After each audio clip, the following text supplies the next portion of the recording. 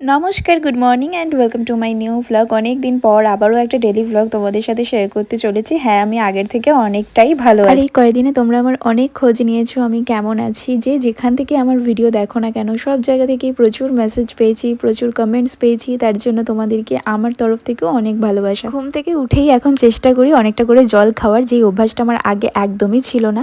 তো ও এখনও ঘুম থেকে ওঠেনি, ওই এখন 9:30 মতো বাজে। তো আমি ঘুম থেকে উঠেই আমার প্রথম কাজ থেকে গোপালকে ঘুম থেকে তোলা, তো ওকে তুলে দিয়েছে। এখন আমি হরলিক্স নিয়ে বসে পড়েছি, আর এটা চকলেট হরলিক্স, সেই জন্য কালারটা এমনি দেখাচ্ছে। আর আমার অপারেশনের পর যখন আমি ও বাড়িতে প্রথম যাই, তখন আমার কাকারা, বম্মারা, পিসিমণিরা সবাই যখন আমাকে দেখতে আসে, তখন ফল তো এনেছিলই, তার সাথে সাথে আবার একটা করে হরলিক্সও সবাই আনে। এবার যখন এই বাড়িতে এসেছিলাম, তখন আমার ননদরা যখন আমাকে দেখতে আসে, তখন একটা চকলেট এনেছিল, তার সাথে তারাও একটা হরলিক্স এনেছে। মানে এই করে করে প্রায় অনেকগুলো হরলিক্স এখন জমা হয়ে গেছে। তবে সবে একটা মাত্র বোতল কমপ্লিট হয়েছে, এখনও অনেকগুলো রয়েছে। তো বলতে পারো কি এই কয়েক মাসে আমাকে এখন আর হরলিক্স কিনতেই হবে না, মানে ওটা অনেক দিনের জন্য স্টোর হয়ে আছে। তোমাদের সাথে গল্প করতে করতে আমার বিছানাটা এবার গুছিয়ে নিচ্ছি। মহারাজ উঠে ফ্রেশ হতে গেছেন, সেই ফাঁকেই ভাবলাম এখন বিছানাটা ক্লিন করে নিই। জানি আবার এলোমেলো হয়ে যাবে, কারণ এই মহারাজ যতক্ষণ ঘরে থাকবেন ততক্ষণ আমার বিছানায় টান টান থাকবে, সেটা কোনোদিনই পসিবল হবে না। তবে আমি অনেক দিন পরই আবার এই কাজগুলো মানে করছি বলতে পারো। কারণ এতদিন আমার শাশুড়িমাই বিছানাপত্র সমস্ত কিছু গুছিয়ে দিত, বিছানা করে দিত। কারণ এই সব কাজগুলো মানে এই যে আমি এপাশ ওপাশ করে এদিক যাচ্ছি ওদিক যাচ্ছি, এগুলো আমার একদমই বারণ ছিল, এখনও বারণ। মানে 1 মাস আমাকে অনেক রেস্ট্রিকশানেই থাকতে বলেছে। তবে যেহেতু এখন অনেকটা ব্যথা কমে গেছে, আমি অনেকটা ফিট মনে করছি নিজেকে, তাই জন্যই আবার আগের এনার্জিতে ফিরে যাওয়ার চেষ্টা করছি। আর এই মহারাজ প্রত্যেক দিন লেট করে ঘুম থেকে উঠবে, তারপরে তাড়াহুড়ো শুরু করবে বেরোনোর সময়। আর আমার মনে হয় এটা প্রত্যেকটা বাড়িতেই হয়। বাড়ির ছেলেরা যখন বাড়ির থেকে বেরোয়, তার আগে মনে হয় বাড়িতে একটা ঝড় বয়ে যায়।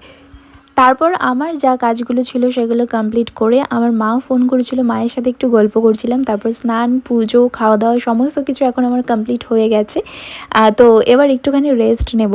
তো তারপরে বিকেলবেলা আর একটা কাজ আছে। সন্ধ্যেবেলার দিকে ও অফিস থেকে ফেরার পরে আমাকে নিয়ে একটুখানি গড়িয়াহাটের দিকে যাচ্ছিল, কারণ আগের দিন যে কথাটা তোমাদেরকে বলতে গিয়েও বলিনি, সেটা আজকে বলছি।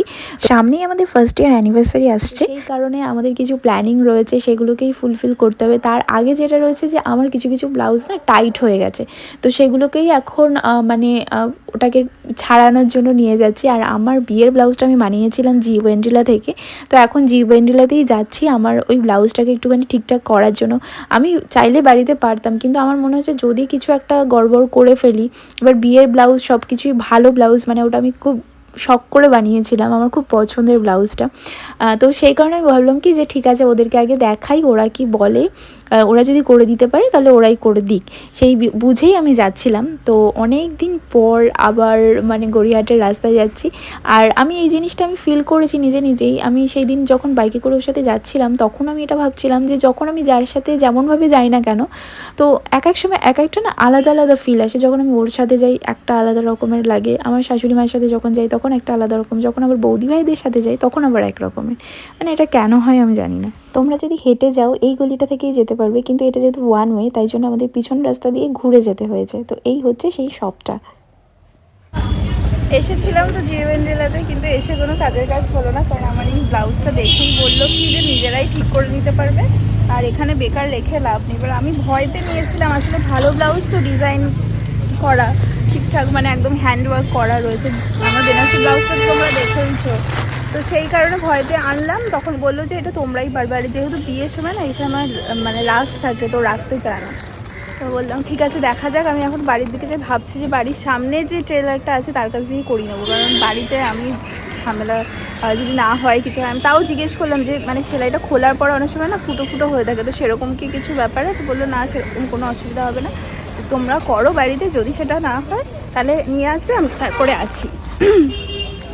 তো দেখা যাক কী করতে পারি। মানে টাইট হয়ে যাওয়া সমস্যা, ঢিলা হওয়া সমস্যা, টাইট হওয়া সমস্যা, মানে সমস্যার আর শেষ নেই। যাই হোক চলো। আর তোমাদের লোকেশানটা একবার ভালো করে বলে দিচ্ছি। লোকেশানটা কিন্তু একদম সিউথি পার্কের যে পুজোটা হয়, ওটা হচ্ছে তোমরা যদি গড়িয়াহাটের দিক থেকে আসো, মানে আমাদের রাজবিহারীর মোড় থেকে যদি আসো, তাহলে আমাদের যে গড়িয়াহাটে বাসন্তী দেবী কলেজ, তার দুটো স্টপেজ পর, মানে তারপর সেন্ট্রাল ব্যাংক দেখতে পাবে একদম মোড়ের মাথাতে, ওই গলিটা দিয়ে সোজা হেঁটে আসবে। 2-5 মিনিট মতো টাইম লাগবে। দিয়ে ওই মানে রাস্তা ধরে হেঁটে আসলেই তোমরা ডান দিকে দেখতে পেয়ে যাবে জি ওয়েন্ড্রিলা করে বড় বড় করে লেখা রয়েছে। তারপর সেখান থেকে আমরা চলে আসি এই মহারানীতে। আমি তো এখন কচুরি এসব কিছু খেতেই পারবো না, আর আমি এখানে আসলে যেটা সবার আগে খাই সেটা হচ্ছে এই লস্যিটা। মানে এটা আমি খাবোই খাবো, এরকম একটা ব্যাপার। তো ও ওখানে কচুরি খাচ্ছিল আর আমি এখান থেকে এই লস্যিটা নিয়েছি। সবে আমি এটা হাতে নিয়েছি আর ওর দিকে অনেকটা খাওয়া হয়ে গেছে, প্রায় শেষের পথে। তাই ওকে বলছিলাম যে তোমার শেষ হয়ে গেল।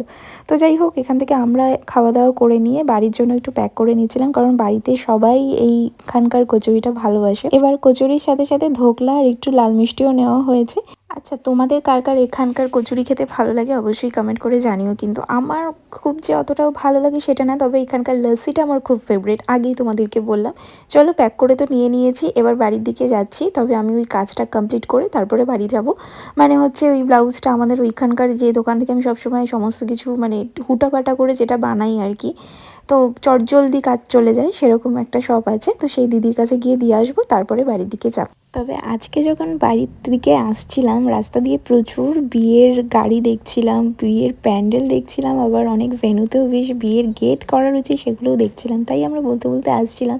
মানে এই কটা দিন ফেসবুক খুললেই শুধু দেখছিলাম যে বিয়ে, মানে লোকে বিয়ে বাড়ি যাচ্ছে না কারোর বিয়ে হচ্ছে, মানে এইভাবে। তো যাই হোক, এই সব নিয়ে গল্প করতে করতে সমস্ত কাজ মিটিয়ে বাড়ি চলে এসেছি। এবার ও যে কতবার এই ভিডিওটা ফাঁকা পেলেই আমরা আমাদের বিয়ের ভিডিওটা দেখতে বসে যাই আর কি। তো যাই হোক, আমি তো আমাদের ওয়েডিং ভিডিওটা অলরেডি তোমাদের সাথে ইউটিউবে শেয়ার করে দিয়েছি, আশা করি অনেকে দেখেও নিয়েছো। আর যদি না দেখে থাকো তাহলে ঝটপট গিয়ে একবার দেখে নাও, দেখে অবশ্যই আমাকে কমেন্ট করে জানিও কিন্তু যে তোমাদের কেমন লেগেছে। তো চলো, আজকের মতো এই ভিডিওটা এখানেই এন্ড করছি, দেখা হবে নতুন একটা ভিডিওর সাথে। ততক্ষণের জন্য সবাই খুব ভালো থেকো, চলো বাই। তোমার খুব মজা লাগছে। হেভি লাগছে।